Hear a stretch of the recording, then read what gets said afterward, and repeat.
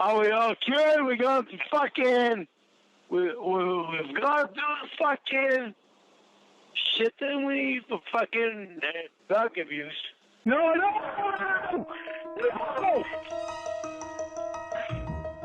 Are you listening?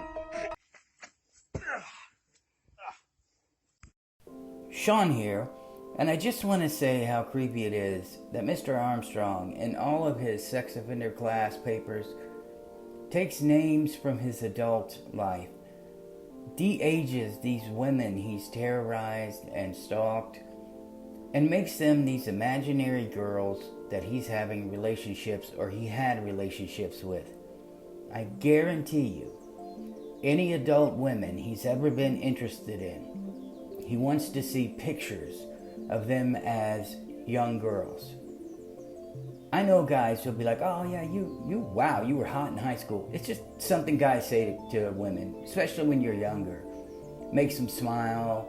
You don't say that to a woman when she's 40 or 50 because that'll get your manhood cut off. That's an insult. But it's just something dumb you say. Now Lorne, though, if he said, wow, you were hot in elementary school, that would not shock me at all. He de-ages any adult woman he sees or that he ever talks to, paper or plastic, or press 1 to speak to an operator. Hello? When we getting married, baby? Lorne and his crisis of conscience, which we know he doesn't have. Anything that Lorne considers to be wrong is anything that you can get caught doing, but you have to be caught. Because if you don't get caught, it's not wrong, obviously. That's his logic.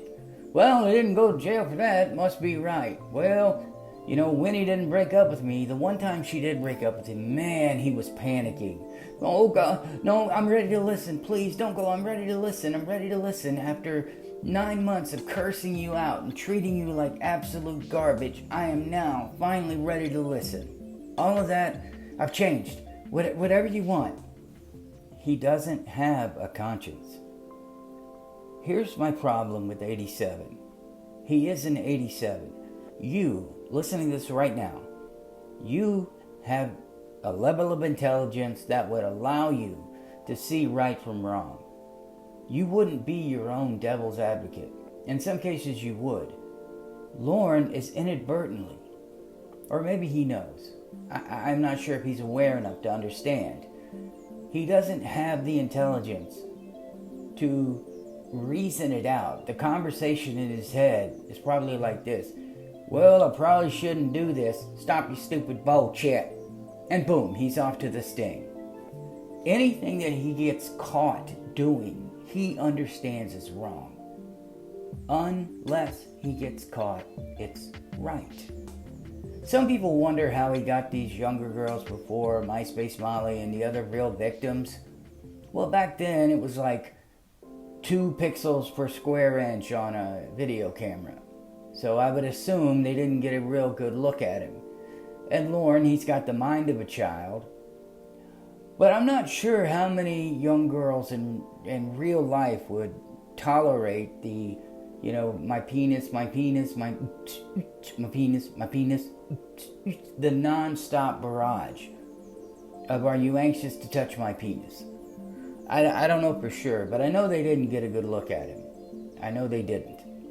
Lorne could have stopped himself, but the excitement was too much.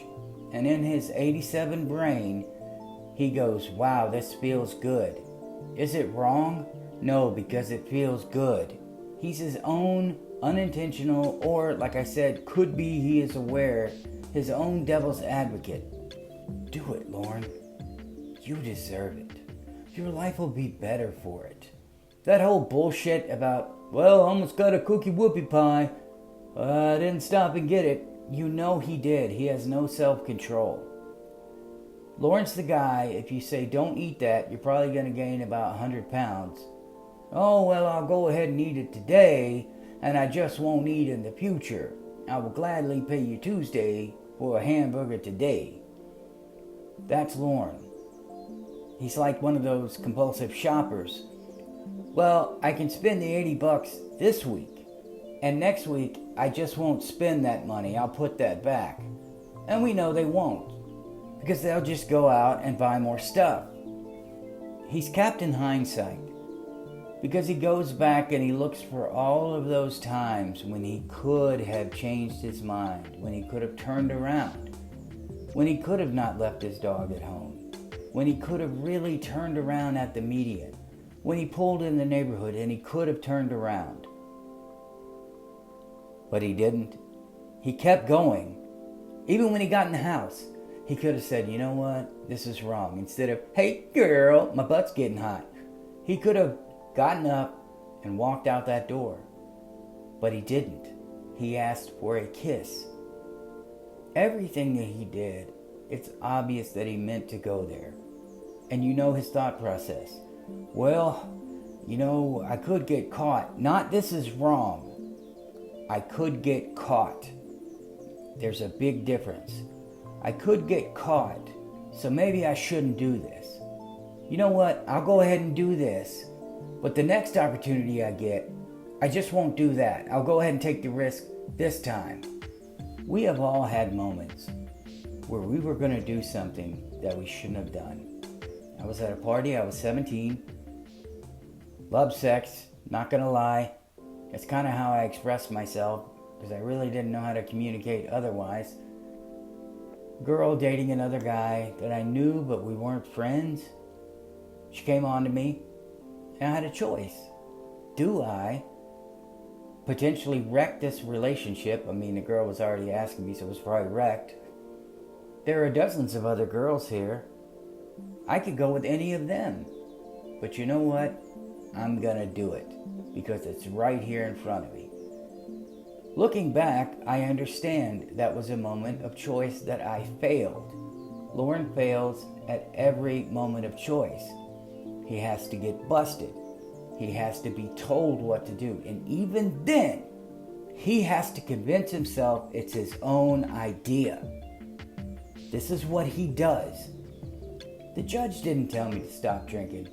I realized that it was time for me to stop drinking. He's still an abuser. He's still a manipulator. He's still a liar. And he's probably a thief.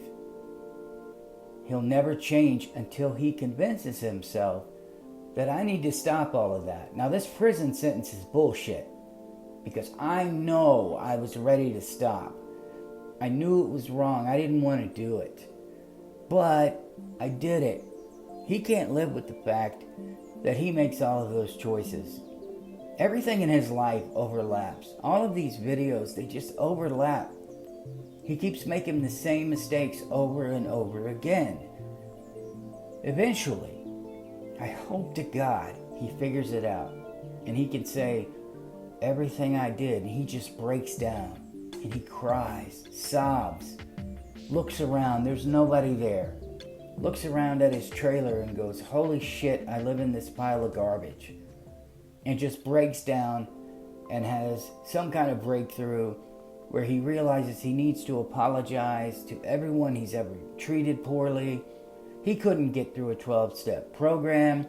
In his DD, that psychotherapist analyzation, you can tell at the end of that, she's writing it. Now, she identified that he's a pedo in the first half. And then at the end, you can tell she's writing it as in, oh, I know he's a pedo, but he's interested in adult women. We just need to figure out. When you hear a psychotherapist say some shit like, we just need, or I feel he needs to figure this piece out. When you completely discount everything that you've said in the beginning, what you are saying is, I just don't want to deal with this guy anymore. I've already cured him of all this. I've already identified it. I don't need to talk to him again. So let's let him do whatever with the sex offender class. Go back to that. You'll be fine, Lorne. There is going to come a time when there will be no voice of reason for him. There will come a time when no one is trying to push him to do the right thing. And it's then that we're going to have major issues. This guy is going to be off the rails. I have a feeling that one day Lorne is going to move because he just doesn't want to deal with probation and parole. He's going to move. He's going to be off the registry. because his desperation will be over the top, and there will be a real victim or victims.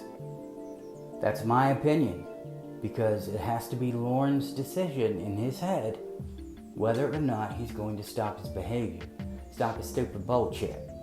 And I do not think that will ever happen. Those are just my thoughts for today. I love you guys. I will see you in the next one.